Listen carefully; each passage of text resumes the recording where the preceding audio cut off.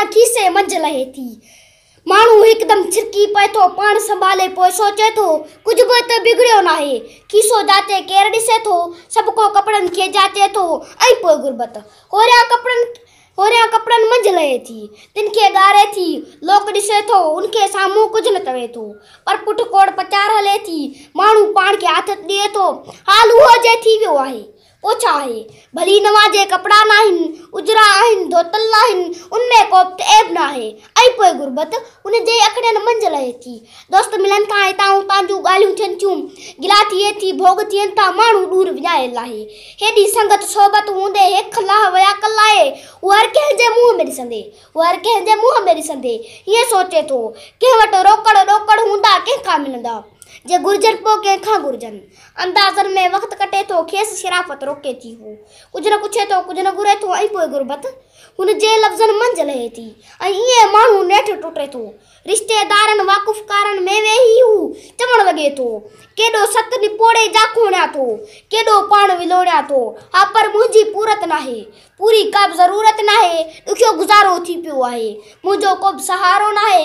हुनजी मजबूरीअ खे ॾिसंदे उनखे साथी मदद ॾियनि था, मदद ॾेई पोइ परे थियनि था, घुरण उन्ही खे ॾंग हणे थो, हर पोइ बि हथ टंगे थो।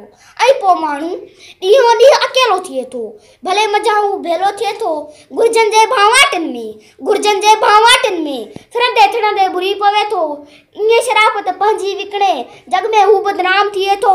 उमिरि समूरी मंझि कमाए जेका इज़त वारी मूड़ी हुनजे हथ मां हली वञे थी। ख़ासि माण्हू आम थिए थो, काल घणो मशहूर हुयो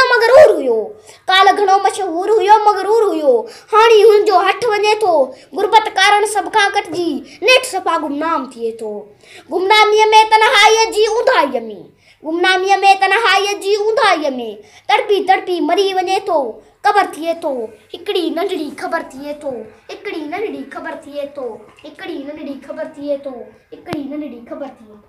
दोदा एहसान हुए तुंहिंजा, हर शइ उहा जेका तो साण रखे निस्बत। मूं लाइ आयम आहे सालार उहा कई, जे कंध कपाए विया, गद्दार उहा कई, जे देश खपाए विया। इन जग समूरे में इतिहास तवाज़ुन में कंहिंजो बि रहियो नाहे। छा लाइ मयारनि सां तोखे मां लॻी करियां, तो ॻाल्हि सची करियां, जेकी बि चने सर थिया, मूं लाइ त वे सर थिया, तोजे बि जड़िया आहिनि, मूंखे त वणिया आहिनि। खोटी ऐं खरे वारो वंवार पियो हलंदो, नफ़ी ऐं खसारे खां ही तुंहिंजो हुअण जी जल, तुंहिंजो ई कसम आहे, मूं लाइ उत्तम आहे।